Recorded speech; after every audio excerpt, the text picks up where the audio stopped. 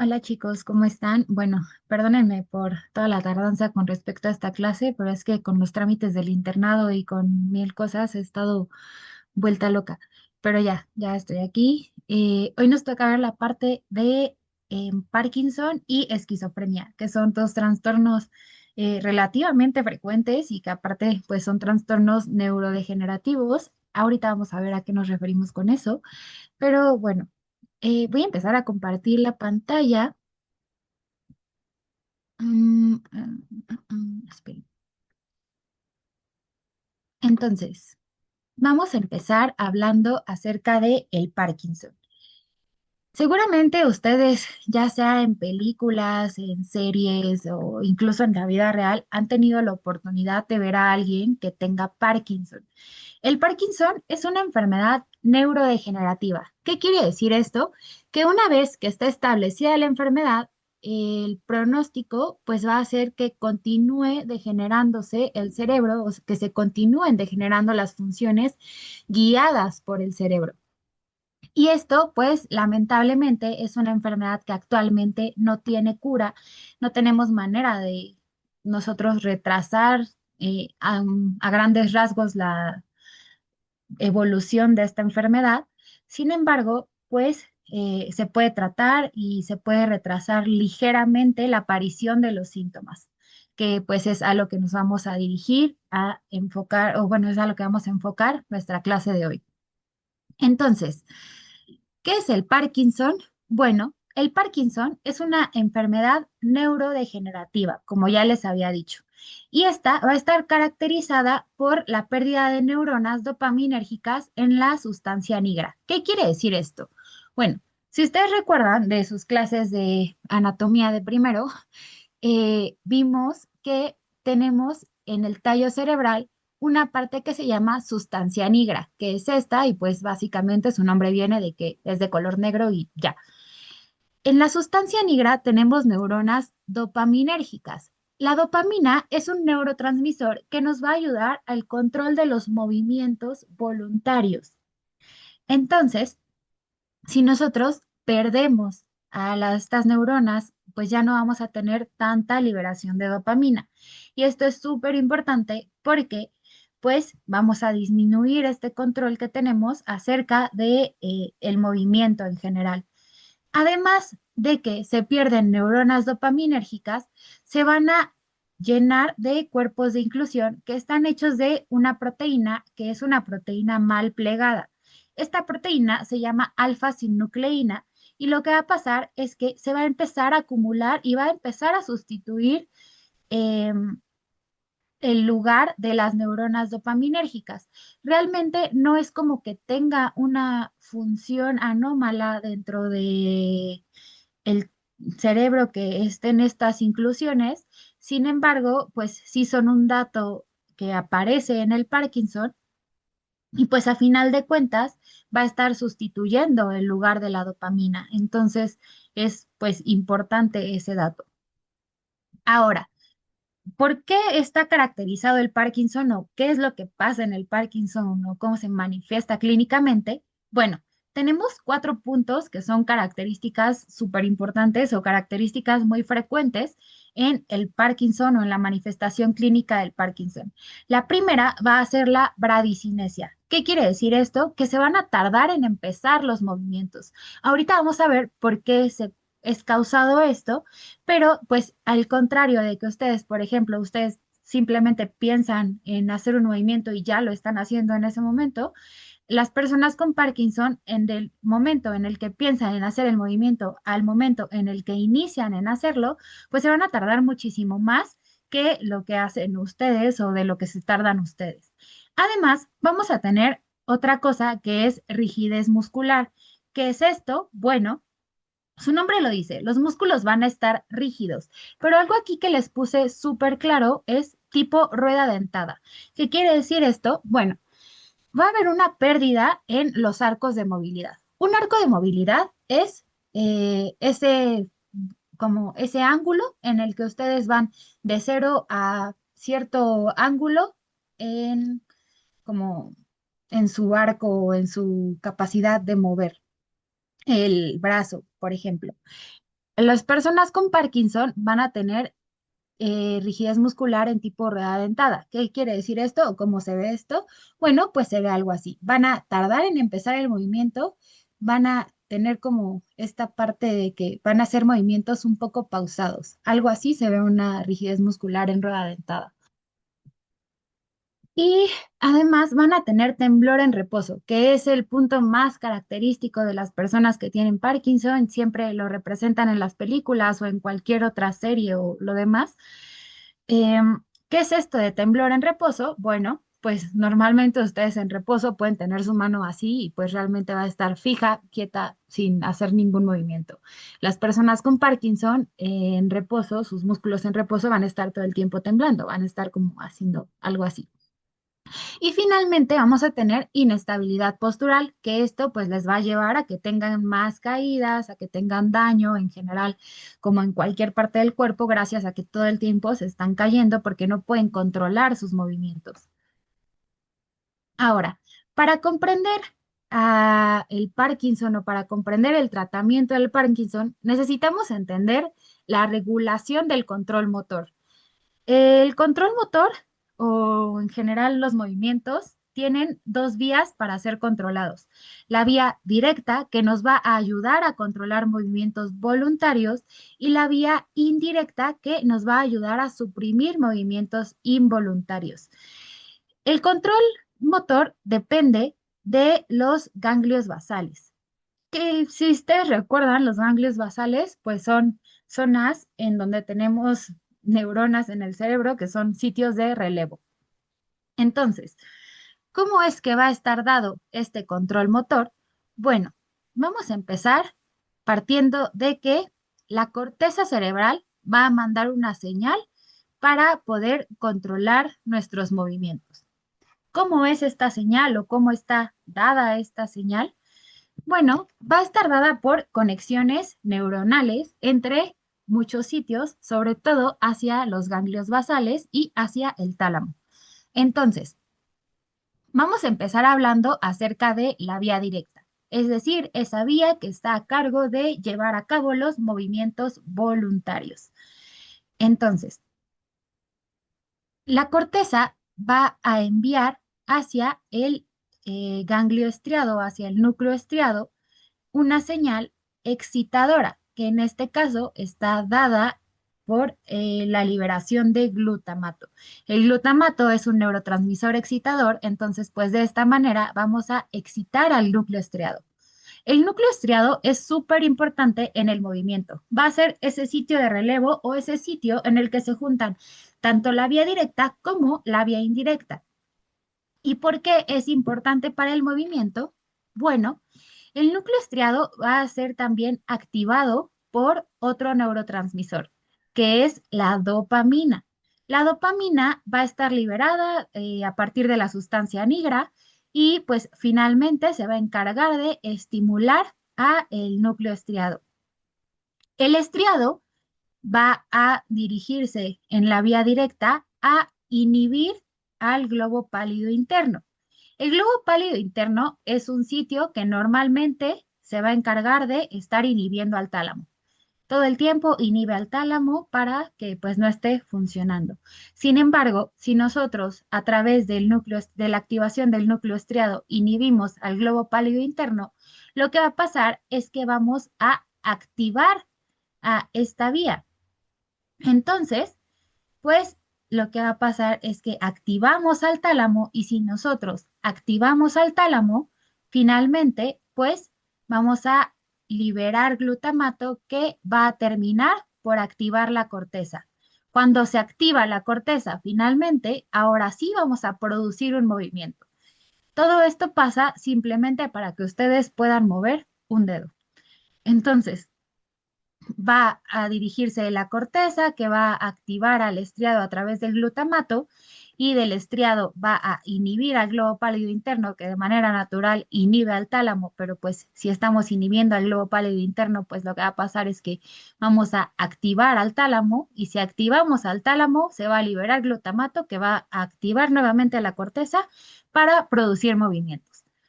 Ahora, vamos a la vía indirecta. la vía indirecta se encarga de suprimir movimientos involuntarios o no deseados. Es decir, nos va a ayudar a hacer un movimiento fino, a regular, a que todos estos movimientos voluntarios que hagamos o estos movimientos, este, esta parte de cuando nuestros músculos están en reposo, se va a encargar a que estén verdaderamente en reposo, a que no haya movimientos no deseados o involuntarios. Entonces, ¿cómo funciona esta vía indirecta?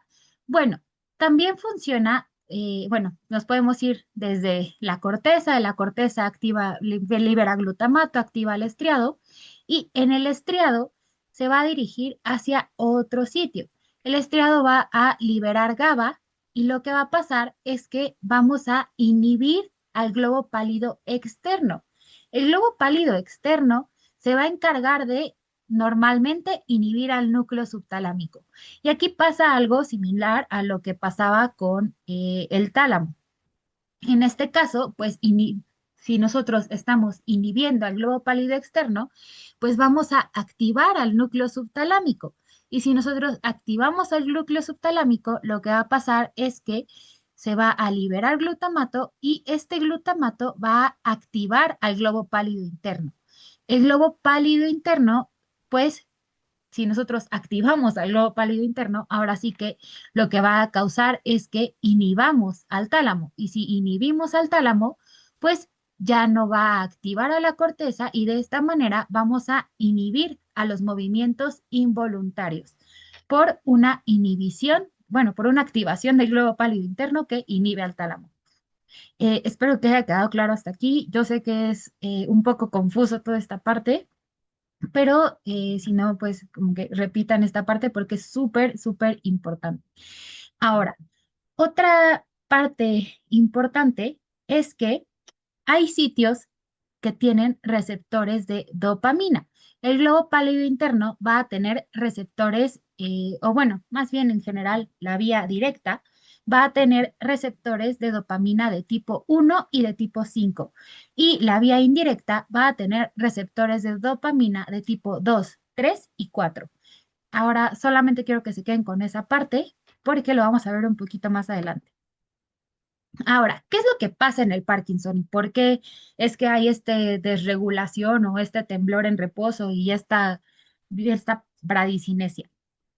Lo que va a pasar es que, pues, si nosotros disminuimos la dopamina o las neuronas que están liberando dopamina, porque realmente no es que se eliminen ya mágicamente todas las neuronas productoras de dopamina, ¿no? Lo que va a pasar es que hay una disminución de la liberación de la dopamina, es decir, sí se libera, pero se va a liberar de manera irregular. Se libera como pues por partes, se libera como por ciclos y esto va a favorecer que haya un temblor rítmico. ¿Por qué? Bueno, vamos a estar liberando dopamina de manera cíclica. Se libera uno, dos, tres, cuatro, así. Entonces, pues si nosotros, el estriado está funcionando por partes cíclicas o funciona como de manera irregular, lo que va a pasar es que no va a haber un control ni de la vía directa, que se va a encargar de realizar movimientos voluntarios, ni de la vía indirecta, que normalmente se encarga de suprimir estos movimientos involuntarios. Entonces, pues hay una disminución del funcionamiento de la vía directa, es decir, vamos a tardar más en iniciar los movimientos voluntarios porque hay más trabajo para que se libere la dopamina y efectivamente empiece a funcionar todo, y va a haber un aumento de la vía indirecta.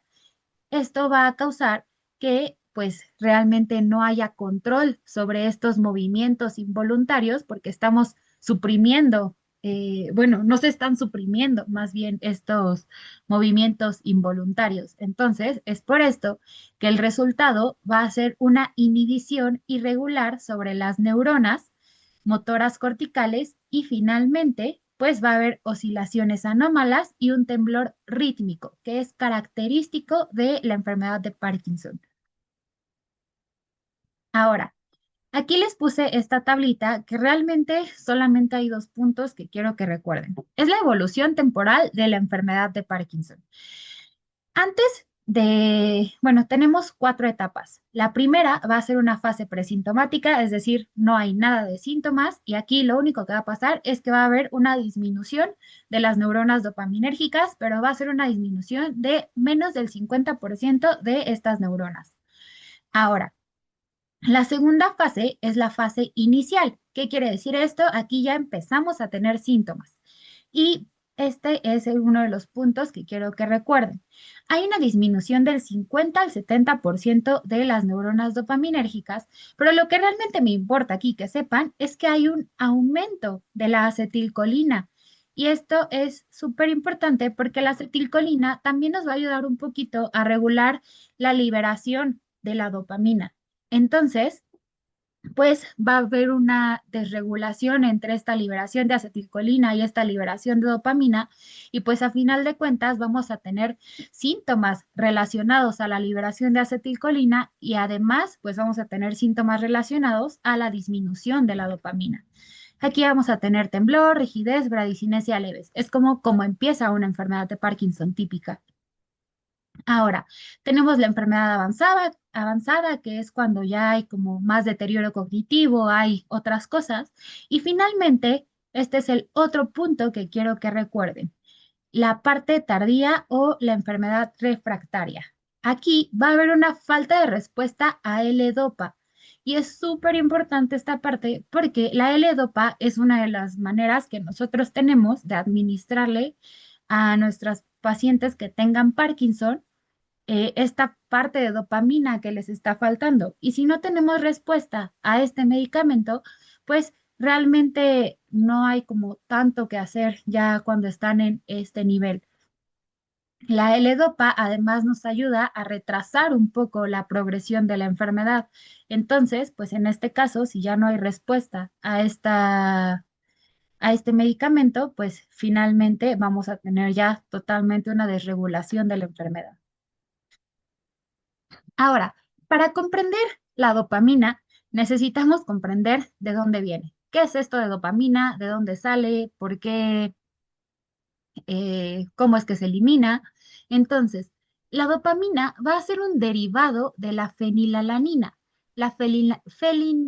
Fenilalanina se va a convertir en tirosina y a partir de la tirosina, mediante la enzima tirosina hidroxilasa, vamos a crear algo que se llama L-Dopa.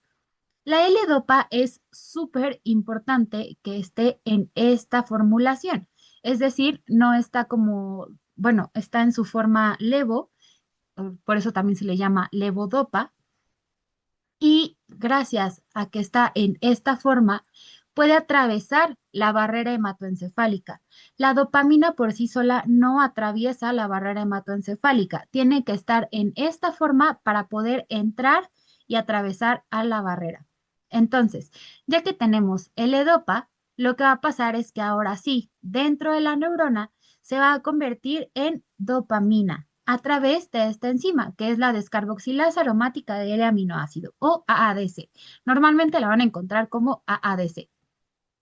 Entonces, gracias, ya cuando tenemos dopamina, pues ahora sí se va a empezar a almacenar en las vesículas y va a ocurrir todo ese proceso de liberación que ya saben. Es decir, llega un potencial de acción que está permitiendo la entrada de sodio y gracias a este cambio en la polaridad de la membrana, vamos a activar a los canales de calcio dependientes de voltaje que nos van a permitir que se liberen nuestras vesículas llenas de dopamina.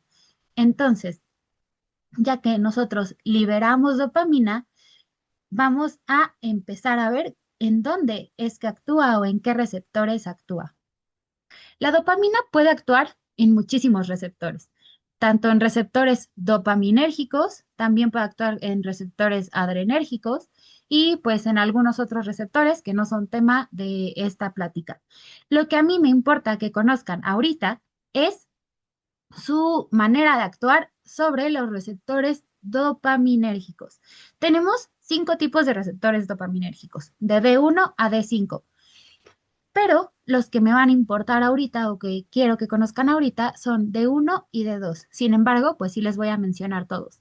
D1 y D5 van a estar acoplados a una proteína GS. ¿Qué quiere decir esto? Que cuando se activan, lo que van a hacer es estimular a la adenilato ciclasa y pues a final de cuentas todo ese cascadito, esa cascada que ya saben acerca de el funcionamiento de las proteínas GS. Pero pues en resumen, estimulan ciertas acciones. No importa la acción que sea, van a estimular a las neuronas. Y ahora vamos a hablar acerca de las D2. En este caso, en el grupo de D2, vamos a tener a D2, a D3 y a D4. Entonces, ya que activamos a D2, D3 y D4, estas van a estar acopladas a una proteína GI. ¿Qué quiere decir esto? Inhibimos a la adenilato ciclasa y de esta manera inhibimos toda la cascada de funciones que pues normalmente realizaría cualquier cosa. ¿Y por qué es importante esto? Bueno, si nos regresamos a esta diapositiva, aquí les puse que la vía directa va a estar a cargo de D1, es decir, estimula, y es por esto que vamos a generar movimientos o que la vía directa se encarga de hacer movimientos voluntarios porque estimula, y la vía indirecta va a estar a cargo de D2, D3 y D4, que están acoplados a una proteína GI. Y esto quiere decir que pues vamos a inhibir, se va a encargar de inhibir movimientos involuntarios. Y es por esto que funcionan así y nos ayudan a ser blancos farmacológicos.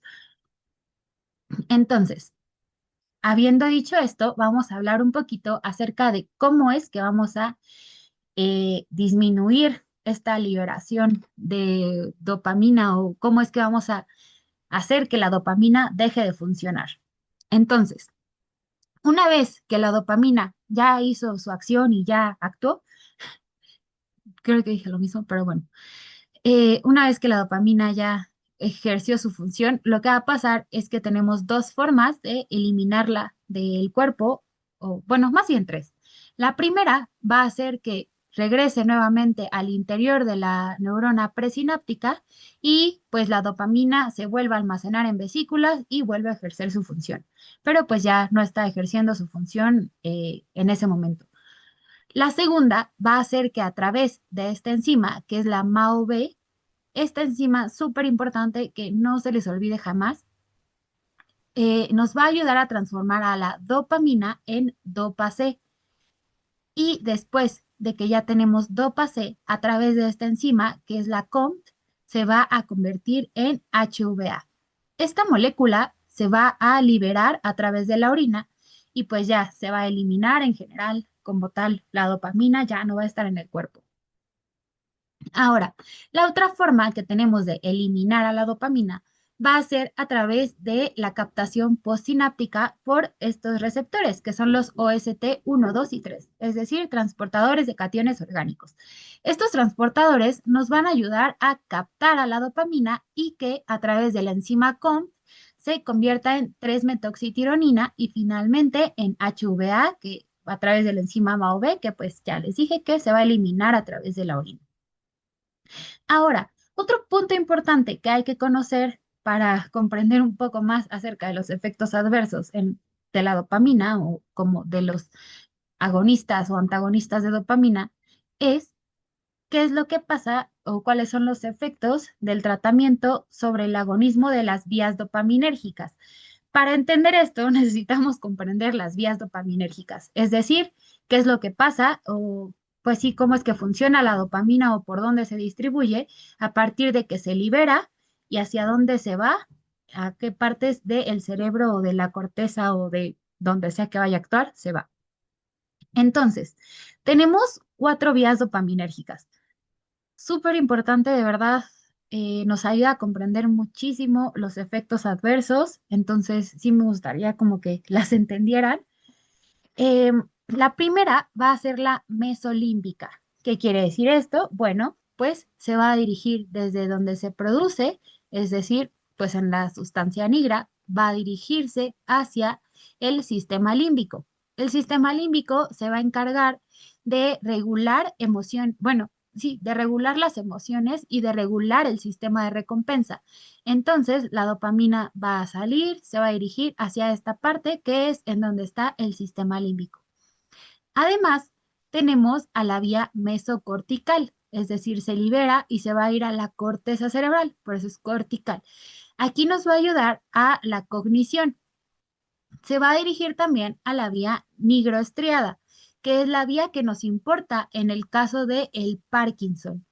Es esta vía que está de color azul, es la vía nigroestriada, es decir, que se va a dirigir desde la sustancia negra hacia el estriado y pues esta nos va a ayudar, como ya habíamos dicho, a el control motor. Y finalmente tenemos a la vía infundibular. Aquí pues se va a liberar la dopamina y se va a dirigir hacia el infundíbulo.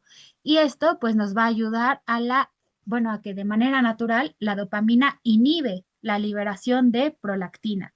Entonces, gracias a esto nos podemos dar una idea un poquito acerca de en dónde va a actuar y de qué es lo que va a pasar si nosotros agonizamos a las vías dopaminérgicas, que son las que les puse aquí entre paréntesis. Por ejemplo, si nosotros activamos a la vía mesolímbica, lo que va a pasar es que vamos a tener alucinaciones y delirio. Súper importante porque los agonistas de las vías dopaminérgicas van a causarnos alucinaciones y delirio como efecto adverso. En cuanto a la vía mesocortical, lo que nos va a pasar es que, bueno, la vía mesocortical tiene principalmente receptores D2, entonces, pues vamos a tener apatía y efecto plano. En cuanto a la vía nigroestriada, pues también su agonismo sobre los receptores D2 nos va a causar disminución de movimientos involuntarios, que es aquí en donde nosotros queremos actuar para el Parkinson, porque pues vamos a disminuir esos movimientos involuntarios que está causando todo el tiempo el Parkinson y finalmente, en la vía tuberoinfundibular, si nosotros agonizamos a D2, lo que vamos a hacer es que haya hipoprolactinemia. ¿Qué quiere decir eso? Que, pues, por ejemplo, si una paciente eh, que está lactando recibe un agonista de D2, vamos a causar que haya disminución en la producción de leche. Entonces, súper importante checar las condiciones en las que está su paciente. Ahora, vamos a empezar hablando de la farmacología. Vamos a empezar con el primer medicamento, el medicamento que tiene que llevar de base todo paciente que tenga Parkinson, que es la levodopa carbidopa. ¿Por qué se administra de esta manera, como levodopa carbidopa? La facultad o en general como que el temario lo maneja como combinación de un precursor de dopamina, en este caso el precursor de dopamina pues es levodopa, y un inhibidor de dopa descarboxilasa, es decir, la AADC, que es la carbidopa. Entonces, ¿cómo es que funciona la levodopa carbidopa? Pues la levodopa va a ser como si ustedes le estuvieran administrando lo que le falta al paciente que tiene Parkinson. Es decir, le falta dopamina, le vamos a administrar dopamina. En este caso, en forma de levodopa, porque la levodopa sí atraviesa la barrera hematoencefálica y carbidopa para inhibir a la AADC. ¿Por qué necesitamos inhibir a la AADC? Bueno, vamos a verlo ahorita. No solamente tenemos AADC dentro de las neuronas, sino que también tenemos esta enzima por afuera, en la periferia, en la sangre, la AADC está en muchos lados. Entonces, vamos a dirigirnos a dos sitios, primero a la periferia y después al estriado. En la periferia, lo que va a pasar es que cuando nosotros administramos levodopa, la levodopa se puede transformar en dopamina a través de la dopamina, de la descarboxilasa aromática del aminoácido, es decir, la AADC. Entonces, imagínense que nosotros no le administramos nada que inhiba a esta enzima. Lo que va a pasar es que, pues en la periferia todo el tiempo se va a estar convirtiendo en dopamina y a final de cuentas esto va a favorecer que ya no pase, que ya no atraviese hacia el estriado, que es en donde nosotros necesitamos que actúe. Entonces, pues necesitamos que esté en forma de levodopa. Y la otra es que también se puede convertir hacia 3-OMD y finalmente a dopamina a través de la enzima COMT. También tenemos inhibidores de esta enzima, como el entacapone. Sin embargo, pues esta no se administra como de manera regular con la levodopa. Se administra más con otros medicamentos y también se usa, sin embargo, no es como lo más clásico. Entonces, ya que tenemos la levodopa, lo que va a pasar es que ahora sí va a pasar hacia el estriado y pues finalmente va a convertirse en dopamina y de esta manera es como nosotros vamos a ayudar al paciente a que tenga mayor cantidad de dopamina dentro de sus células.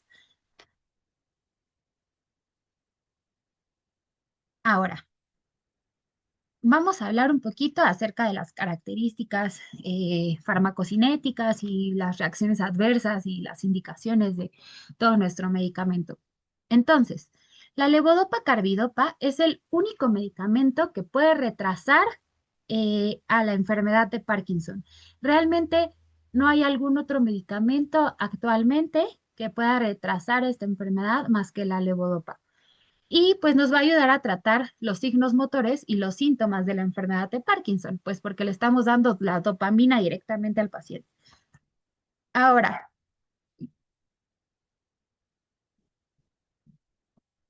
en cuanto a su farmacocinética, pues lo importante es que su administración va a disminuir con proteínas o con, bueno, con comidas que tengan alto contenido de proteínas. Entonces, se tiene que administrar en ayunas. Súper importante, la levodopa se administra en ayunas.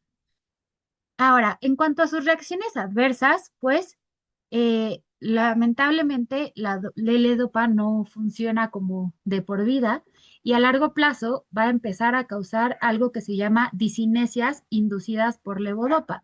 Esto quiere decir que pues el paciente pues ya va a tener movimientos involuntarios, pues básicamente es como una resistencia al medicamento. El paciente ya no va a poder como controlar estos movimientos y demás. Otra de las reacciones adversas de la levodopa es que vamos a tener un trastorno en el control de impulsos. Es decir, van a ser pacientes muy impulsivos en cuanto a la toma de decisiones, no tanto como a control de movimiento, sino que, o sea, van a tener como parte de alucinaciones, de confusión, etcétera. Entonces, va a haber un trastorno del control de impulsos. Súper importante que en los adultos mayores nos va a causar alucinaciones y confusión. Entonces, pues, si ustedes han notado, realmente la mayor, como, pues sí, la mayor población que llega a tener Parkinson, pues ya son en general adultos mayores. Entonces, pues se tiene que tratar estas alucinaciones y confusión que les puede llegar a causar la levodopa. Y finalmente tenemos, bueno, vamos a tener también signos de depresión y de suicidio. Y finalmente, si nosotros suspendemos de manera súbita el medicamento, nos puede llegar a causar síndrome neuroléptico maligno. ¿Qué es esto? Es una combinación entre confusión, rigidez e hipertermia. La verdad es que me gustaría que pues hubiera sido un poco más didáctica esta parte, pero pues, o sea, a final de cuentas es una lista, entonces pues no lo encontré otra forma posible.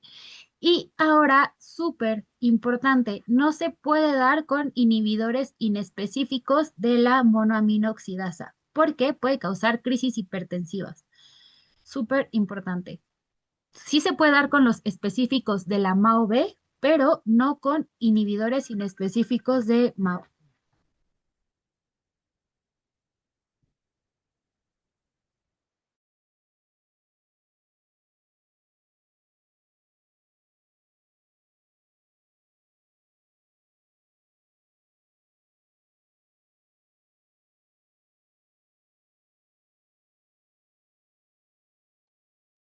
Ya, perdón.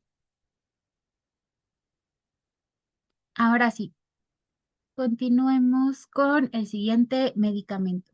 El siguiente medicamento van a ser los inhibidores de la MAO-B.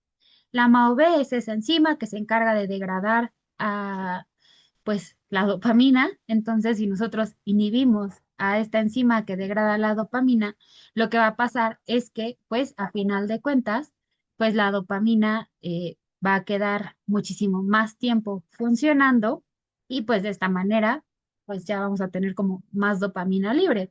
Sin embargo, pues si nosotros tenemos una disminución de las cantidades de dopamina de manera general, por ejemplo, en aquellos pacientes en los que ya tienen una enfermedad muy avanzada, en la que ya se perdió, pues ahora sí que el 50-70% de la cantidad de neuronas que liberan dopamina, pues realmente no va a haber como tanta dopamina disponible que nosotros podamos inhibir. Entonces, se utiliza normalmente como un tratamiento más que nada adyuvante y no como un tratamiento inicial o como un tratamiento que nos pueda ayudar a retrasar la enfermedad.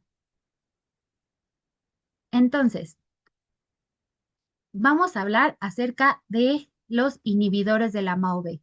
Aquí tenemos dos, rasagilina y selegilina. Estos se utilizan sobre todo en pacientes jóvenes, en pacientes que realmente apenas van iniciando con la enfermedad porque tenemos mayor cantidad de neuronas disponibles que sí nos van a, entonces si nosotros pues aumentamos la cantidad natural de dopamina, pues realmente sí nos va a ayudar y pues nos puede ayudar con efectos beneficiosos leves sobre los síntomas de la enfermedad de Parkinson. De igual manera, pues nos va a ayudar a tratar el estado motor fluctuante producido por levodopa. ¿Qué quiere decir esto? Si recuerdan, les dije que la levodopa puede empezar a causar resistencia cuando se administra ya después de cierto tiempo. Entonces, si nosotros tratamos como que esta parte, pues bueno, nos va a ayudar como para el tratamiento de estas discinesias inducidas por levodopa. En cuanto a su farmacocinética, súper importante el metabolismo, porque la selegilina se metaboliza hacia anfetaminas y metanfetaminas. Entonces, esto nos puede causar pues otras reacciones adversas como ansiedad, insomnio, etcétera. Y la resegilina bueno, no tiene estos metabolitos de las anfetaminas. Entonces, pues no nos va a causar estas reacciones adversas, sobre todo para que lo tomen en cuenta, pues a la hora de administrar alguno de estos dos medicamentos. Y en cuanto a sus reacciones adversas, principalmente pues van a ser caídas y confusiones. Ya otras como alucinaciones, insomnio, estas sobre todo son con la selegilina y fibrilación auricular, esa pues es más rara aún. Ahora, vamos a hablar del último medicamento que van a ser los agonistas de receptores D2, D3 y D4. Entonces, si ustedes recuerdan, estos tres receptores nos ayudan, o bueno, están acoplados a una proteína GI. Y esto quiere decir que nos van a ayudar a inhibir a los movimientos involuntarios. Si nosotros inhibimos estos movimientos, o pues más bien agonizamos a estos receptores de tipo D2, vamos a inhibir a los movimientos involuntarios que nos ayudan a tratar pues toda la parte de la enfermedad de Parkinson. Ahora, ¿cuáles son estos medicamentos? Bueno, aquí tenemos a dos, al pramipexol y al ropinirol. Estos dos medicamentos se van a ayudar, pues nos van a ayudar como tal al tratamiento sintomático más que nada. Realmente, pues igual nos van a modificar la evolución de la enfermedad porque inhibimos o reducimos la liberación endógena de dopamina. Sin embargo, no es como al mismo nivel que la levodopa. Para modificar como tal la evolución va a ser la levodopa, pero pues esta también nos puede ayudar un poquito. Ahora, en cuanto a su farmacocinética, lo importante es que, ay, perdón, este está mal, sí, está mal este cuadrito de metabolismo. Y en cuanto a sus reacciones adversas, súper importante o lo que me interesa que sepan es que tiene mayor tasa de trastornos del control de los impulsos. Si recuerdan, la levodopa también tenía alteraciones en el control de los impulsos. Sin embargo, si en algún examen les llegan a preguntar como cuál puede causar alteraciones en el control de los impulsos, serían el pramipexol o el ropinirol. Súper importante esta reacción adversa. De ahí en fuera, pues como todos pueden causar alucinaciones o confusión por alteración en la vía mesolímbica y demás, pero pues en general el trastorno del control de los impulsos. Y ya, no se puso la imagen, pero bueno, eso sería todo por la parte de Parkinson, así que ahora vamos a empezar a ver a esquizofrenia. Entonces, bueno, le voy a dar volver a cargar a este para que no vuelva a pasar como lo de la otra. Esquizofrenia, yo creo que es una de las enfermedades más complicadas, eh, pues en general de la parte de neurofarmacología, si no es que como que la que tiene más implicaciones. Y bueno, vamos a empezar a hablar acerca de la esquizofrenia. La esquizofrenia también es uno de los trastornos neurológicos más comunes, o bueno, más bien psiquiátricos. Bueno, es una combinación. Realmente se dice que incluso podría llegar a ser un síndrome porque es una combinación de muchísimas cosas que están pasando en el cerebro, ya sea que tiene trastornos genéticos, trastornos ya sea infecciosos, tiene como muchas etiologías esta patología. Entonces, para empezar a hablar de esquizofrenia, necesitamos saber qué es la esquizofrenia. Entonces, la esquizofrenia va a ser un trastorno psicótico crónico que está caracterizado por distorsión del pensamiento, de la percepción y de la afectividad. ¿Qué quiere decir esto? Pues las personas van a tener pérdida del juicio, van a tener alucinaciones principalmente auditivas, pero también pueden tener alucinaciones visuales. Es como una alteración en general de cómo están pensando. Y también se asocia a una disfunción dopaminérgica. En la esquizofrenia vamos a tener dos tipos de síntomas, unos que están causados por un aumento en la cantidad de dopamina y otros que están causados por una disminución en la cantidad de dopamina en distintos lugares. Entonces, vamos a empezar a hablar acerca de los síntomas de la esquizofrenia. Tenemos a grandes rasgos tres grupos de síntomas. Tenemos síntomas positivos, síntomas negativos y síntomas cognitivos. Súper importante porque realmente sí los preguntan, sí llegan a preguntar esta parte, sobre todo porque hay medicamentos que se van a encargar de tratar síntomas positivos y hay medicamentos que se encargan de tratar síntomas negativos o cognitivos. Entonces, si recuerden cuáles son estos síntomas. En cuanto a síntomas positivos, son aquellos que están dados por un aumento en la cantidad de dopamina o una hiperfunción de la cantidad de dopamina en la vía mesolímbica o en el estriado. Entonces, súper importante. Ya vimos un poquito acerca de las vías hace ratito, las vamos a volver a repasar ahorita, pero que recuerden que hay una hiperfunción que nos va a estar causando síntomas positivos. ¿Cuáles son estos síntomas positivos? Bueno, vamos a tener alucinaciones, sobre todo auditivas, es decir, pues el paciente te va a referir que escucha voces. Sin embargo, pues también va a haber otro tipo de alucinaciones. Vamos a tener alucinaciones visuales, vamos a tener sobre todo delirios persecutorios. El paciente les va a estar diciendo todo el tiempo que siente que lo están persiguiendo, así vaya en la calle y nadie le está haciendo caso, el paciente les va a decir que alguien lo persigue todo el tiempo. También tienen distorsión de la realidad, habla desorganizada y en general un comportamiento desorganizado o agitado. Estos son los síntomas positivos. Y también tenemos síntomas negativos, que pues a final de cuentas, pues van a ser básicamente lo contrario a los positivos. Aquí va a haber una hipofunción de la dopamina mesocortical. ¿Qué quiere decir esto? Pues va a haber disminución de la cantidad de dopamina. ¿Y qué nos va a causar esto? Bueno, va a haber apatía, abulia, catatonia, déficit cognitivo, afecto plano e interés social disminuido. Y finalmente tenemos a los síntomas cognitivos. Los síntomas cognitivos están sobre todo relacionados a la alteración en los niveles de otros neurotransmisores, como por ejemplo de la acetilcolina. Realmente aquí es como un poquito más alteración de otros receptores como NMDA o cosas así, pero pues igual los vamos a tener. Realmente aquí no les puse como la causa porque los que más preguntan son los positivos y los negativos, pero también que sepan que existen. Y aquí vamos a tener déficit de atención, memoria del trabajo reducida o alteraciones del juicio. Ahora, pues esto realmente ya lo vimos, ya vimos cómo es que funciona toda esta parte de la dopamina, solamente para que recuerden un poquito que es derivado de la tirosina, se libera dopamina y pues a final de cuentas actúa sobre receptores dopaminérgicos y otros tipos de receptores.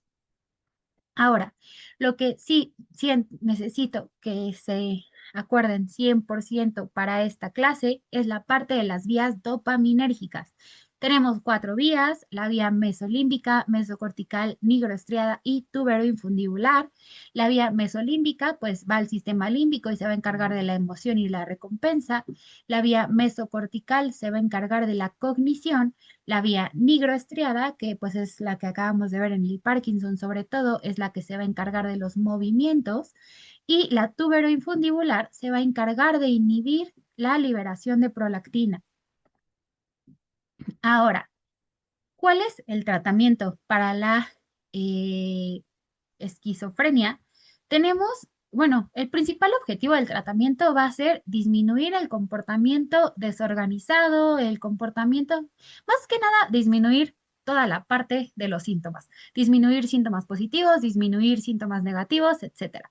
Y para esto vamos a tener a los antipsicóticos. Este va a ser el tratamiento de la esquizofrenia. Tenemos dos tipos de antipsicóticos. Tenemos antipsicóticos típicos y antipsicóticos atípicos. Los antipsicóticos típicos solamente tenemos uno y va a ser el haloperidol. Bueno, o sea, realmente hay más, pero pues actualmente solamente se utiliza uno, que es el haloperidol. Este va a ser, se llama típico porque es únicamente antagonista de D2. Solamente va a actuar sobre receptores dopaminérgicos de tipo 2. Y los antipsicóticos atípicos tenemos otros cuatro: a la risperidona, a la clozapina, a la quetiapina y, bueno, otro, se me olvidó el nombre. Bueno, ahorita lo vemos. Y aquí en este caso, vamos, son atípicos porque van a actuar o van a antagonizar tanto a receptores dopaminérgicos como a otros receptores. O sea, principalmente van a actuar sobre dopaminérgicos y serotoninérgicos. Sin embargo, no solamente actúan sobre estos receptores, van a actuar sobre otros que ahorita vamos a ver sobre cuál actúa cada uno. Vamos a ver los efectos del tratamiento sobre el antagonismo de las vías dopaminérgicas. Ya vimos qué es lo que pasa si nosotros agonizamos a estas vías. Ahora vamos a ver qué pasa si nosotros antagonizamos a las vías. Si antagonizamos a la vía mesolímbica, lo que va a pasar es que vamos a disminuir a los síntomas positivos. Es súper importante porque, pues, pues, si ustedes recuerdan, o en el caso del agonismo de las vías dopaminérgicas, lo que nos causaba era alucinaciones y confusión. En este caso, pues, si nosotros antagonizamos a estas alucinaciones y confusión, que son síntomas positivos, vamos a disminuir eh, estos síntomas. Ahora, en cuanto a la vía mesocortical, lo que va a pasar es que vamos a disminuir a los síntomas negativos, que son esos síntomas como anedonia, abulia, etcétera, que pues se van a encargar de, mm, pues tienen como que al paciente un poquito más sin ganas de realizar interacciones sociales. Entonces, si nosotros antagonizamos esta vía, pues vamos a disminuir a los síntomas negativos. Ahora, en cuanto a la vía nigroestriada, lo que va a pasar, esto es súper importante porque es parte de los efectos adversos de los antipsicóticos. En este caso, pues, en cuanto al control motor, lo que va a pasar es que si nosotros bloqueamos a D2, vamos a favorecer movimientos involuntarios, que pues realmente es todo lo contrario a lo que hacíamos en el Parkinson, ¿no? En este caso, pues, vamos a causar algo que se llaman síntomas extrapiramidales. ¿Cuáles son estos? Disinesia y temblores. Realmente quédense con eso ahorita. Solamente les puse así como síntomas extrapiramidales porque se los pueden preguntar así. Solamente quiero que sepan que vamos a tener disinesia y temblores. Y finalmente tenemos a la vía infundibulaar. En este caso, lo que va a pasar es que si nosotros bloqueamos a los receptores d dos, que normalmente están encargados de inhibir la liberación de prolactina, pues va a haber hiperprolactinemia. En este caso vamos a aumentar la producción de leche y pues a final de cuentas el paciente te puede referir que pues ha tenido secreción, aunque sea pues, aunque sea un hombre, te puede decir que ha tenido secreción de leche por las mamas y pues eso sería un efecto adverso también del tratamiento con los antipsicóticos. Ahora, vamos a empezar hablando acerca de los antipsicóticos típicos. En este caso, pues del haloperidol. El haloperidol se va a encargar de bloquear a D2 en la vía mesolímbica. ¿Qué es esto? Bueno, pues va a actuar por aquí, en esta vía morada, y lo que va a causar es que vamos a disminuir los síntomas positivos, que pues realmente es lo que ya habíamos visto. Si bloqueamos a D2 en este caso, pues ya no va a haber alucinaciones, ya no va a haber confusión, etcétera. Entonces, mejora síntomas positivos y se puede utilizar también, además de para el tratamiento de la esquizofrenia, se puede utilizar para otras cosas, como para tratar el delirium agudo, para la manía, para el síndrome de Tourette y para los tics. Realmente este se los pongo porque, pues, para que lo sepan, no creo que se los pregunten. Y en cuanto a sus reacciones adversas, pues el principal va a ser que vamos a tener síntomas extrapiramidales por el bloqueo de la vía nigroestriada. Y este sí es súper frecuente que los pacientes pues empiecen a tener todo el tiempo temblores, que normalmente les pueden decir como síntomas extrapiramidales o también lo pueden encontrar como parkinsonismo, que quiere decir que pues es un tipo de Parkinson en el que los pacientes pues van a tener disinesia, van a tener temblores y otras cosas. Además, otro de sus efectos adversos es que va a prolongar el intervalo QT. Este también es súper importante porque nos puede llegar a causar arritmias mortales. Entonces, si recuerden esta parte, recuerden en quién dan este tipo de medicamentos.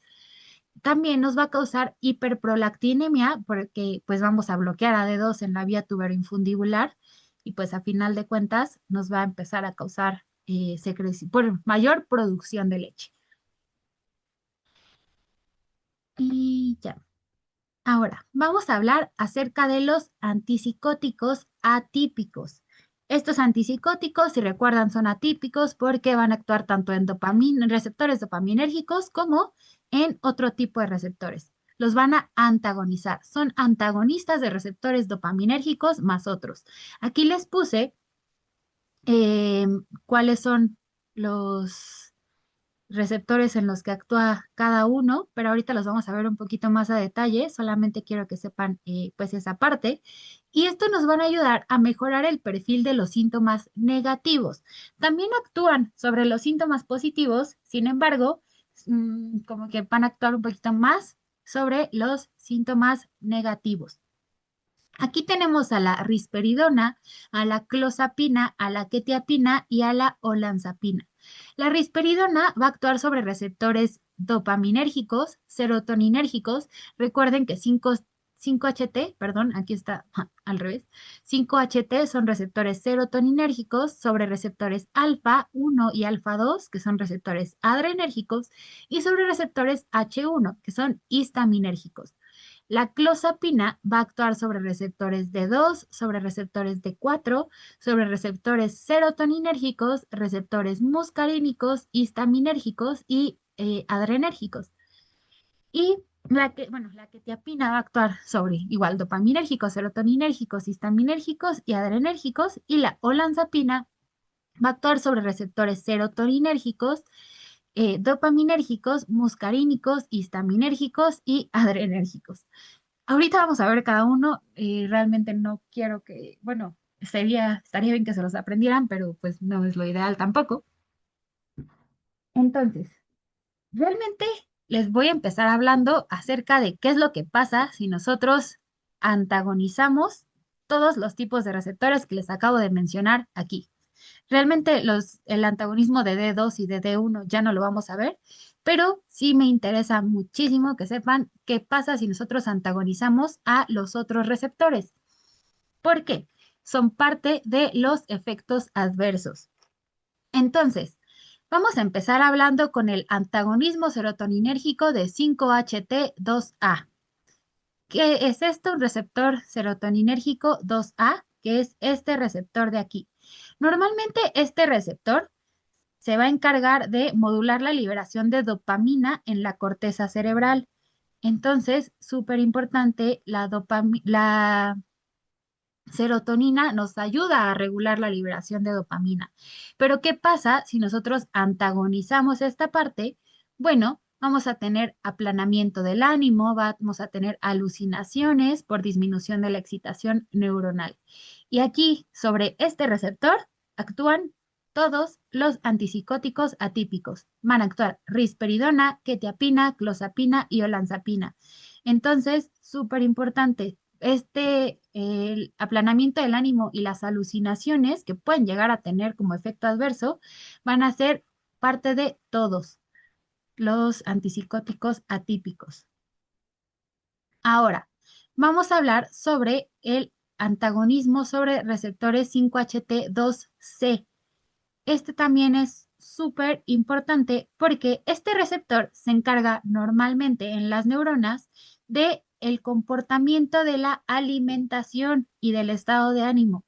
Aquí lo que me importa que sí, de plano no se les olvide es que van a interferir con la alimentación. Es decir, van a hacer que el paciente tenga mucho más hambre. Si el paciente tiene más hambre, come más, puede causar síndrome metabólico, aumento de peso, diabetes, etcétera. Entonces, súper, súper importante. Y esta va a estar sobre todo, realmente puede pasar en las cuatro, pero sobre todo con la olanzapina y con la quetiapina, sobre todo la olanzapina.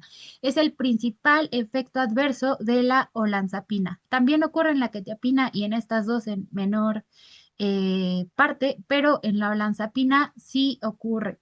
Entonces, van a ser pacientes que tiendan a aumentar de peso. También hay que checar en quién sí podemos dar olanzapina, por ejemplo, no estaría tan correcto dárselo a un paciente que tenga obesidad o que ya tenga diabetes o así, porque pues les van a causar más hambre. Entonces hay que checar esa parte. Ahora, el antagonismo de receptores muscarínicos, solamente la olanzapina y la clozapina van a tener efectos sobre receptores muscarínicos, sobre todo la olanzapina. Y aquí el principal receptor muscarínico que se ve afectado van a ser los receptores de tipo M1. Entonces, si nosotros antagonizamos a los receptores muscarínicos, lo que va a pasar son, pues, todas estas cosas, ¿no? Tenemos una lista extensa sobre el antagonismo de receptores muscarínicos. Pero lo que me importa aquí, que no se les olvide, es que va a haber deterioro cognitivo, confusión, desorientación y delirium, que son pueden causar o pueden ser efectos adversos de estos antipsicóticos atípicos, sobre todo de la olanzapina, además de, pues, lo clásico, ¿no? Que van a tener midriasis, visión borrosa, boca seca, taquicardia leve, estreñimiento, etcétera. Pero sobre todo que no se les olvide que va a haber deterioro cognitivo. Algo que sí nos ayudan los receptores muscarínicos es que van a disminuir los síntomas extrapiramidales causados por los antagonistas de receptores dopaminérgicos. Entonces, también a veces se puede favorecer un paciente que esté teniendo muchos síntomas extrapiramidales de este tipo de medicamentos. Ahora, vamos a hablar acerca del antagonismo de los receptores adrenérgicos. Tenemos de receptores adrenérgicos alfa 1 y algunos que actúan sobre alfa 2. Sobre alfa 1, realmente lo que nos importa van a ser, bueno, todos, pero van a actuar sobre todo la risperidona y la olanzapina, que son los que más tienen efectos adversos sobre el antagonismo de receptores adrenérgicos. ¿Y qué es lo que va a pasar aquí? Bueno, va a haber vasodilatación. Entonces, son pacientes que pueden llegar a tener mareos, pueden llegar a tener hipotensión ortostática, porque, pues, gracias a esta vasodilatación o este antagonismo de receptores adrenérgicos, nos van a estar causando eso. Y la otra es que la risperidona nos va a causar un antagonismo sobre receptores alfa 2. ¿Qué quiere decir esto? Pues vamos a disminuir la neurotransmisión adrenérgica y va a haber un aumento de la recaptación. Es decir, de manera general, vamos a disminuir el funcionamiento de estos receptores adrenérgicos en general. Entonces, súper importante esa parte. Ahora, finalmente, tenemos el antagonismo de los receptores de histamina. La verdad es que la histamina es uno de los, eh, o de las moléculas, como lo quieran ver, más complicadas que existen. Tiene muchos mecanismos de acción. Sin embargo, ahorita solamente vamos a hablar acerca del antagonismo de la histamina sobre los receptores H1. ¿Qué es lo que va a pasar si nosotros antagonizamos esto? Bueno, la histamina, de manera general, normalmente inhibe el apetito y aumenta la vigilia. Es decir, los mantiene despiertos y hace que no tengan tanta hambre. Si nosotros inhibimos esta parte, lo que va a pasar es que el paciente va a empezar a aumentar de peso y además todo el tiempo va a tener sueño. Son pacientes que realmente, o sea, cuando se toman un inhibidor de un, bueno, un antihistamínico que se dirija sobre todo a H1, lo que va a pasar es que no pueden ni siquiera mantenerse despiertos, realmente se quedan dormidos. Entonces, súper, súper importante. Y aquí todos actúan sobre estos. Entonces, todos pueden causar aumento de peso, sedación y somnolencia. Así que ahora vamos a ver cada uno por su cuenta o como por separado. La risperidona es el primero que vamos a ver. Solamente les voy a mencionar el principal efecto adverso y en general como para qué se usan. La risperidona nos va a ayudar a tratar síntomas positivos, negativos y cognitivos. Realmente es de los únicos que sí nos puede ayudar a tratar las tres partes. Es medicamento de primera elección en la esquizofrenia, en el trastorno psicoafectivo y esquizoafectivo, perdón, y en la bipolaridad. Normalmente, pues van a ver que el paciente está tratado con risperidona. Es el más importante. Pero en cuanto a sus reacciones adversas, pues la principal va a ser hiperprolactinemia. Va a ser el principal antipsicótico que nos va a estar causando hiperprolactinemia. También nos puede causar aumento de peso por el antagonismo de H1, hipotensión ortostática, nos puede ayudar, bueno, nos puede llegar a causar síntomas extrapiramidales leves por la inhibición de la vía nigroestriada, pero pues en general la hiperprolactinemia va a ser el más importante. Ahora, vamos a hablar acerca de la clozapina. La clozapina solamente se utiliza en esquizofrenia resistente, es decir, cuando ya no hay, ya no le están haciendo efecto otros medicamentos, solamente aquí se va a utilizar. ¿Y esto por qué?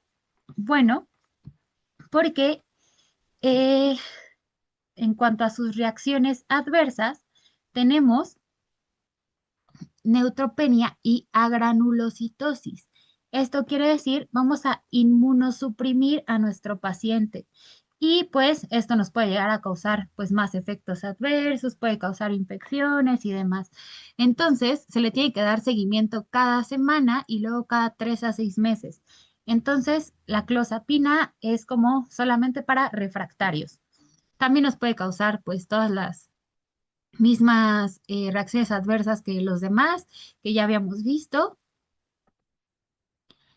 Ahora, la olanzapina, pues es ese que es, bueno, ese medicamento que realmente estaba en todas las, bueno, en todos los efectos adversos que vimos hace ratito.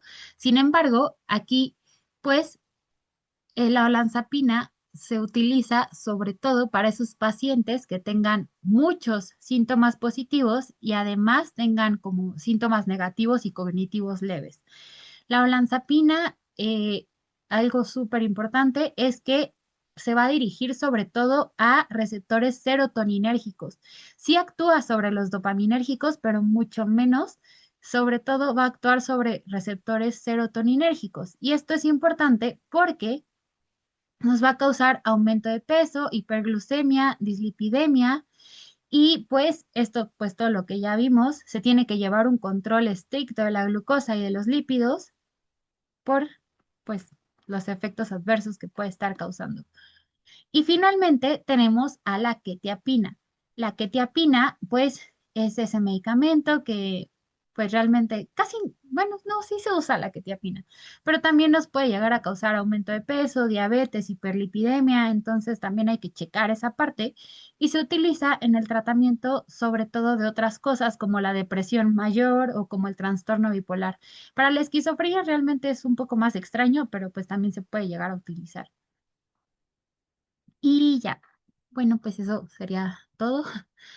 Eh, Espero que no se hayan confundido tanto. Realmente espero que haya quedado claro, porque si es una clase un poquito complicada, bueno, a mí me cuesta un poco más de trabajo, o me costaba un poco más de trabajo este tema. Ahorita, pues ya no tanto, pero en su momento sí. Entonces, espero que haya quedado claro. Gracias.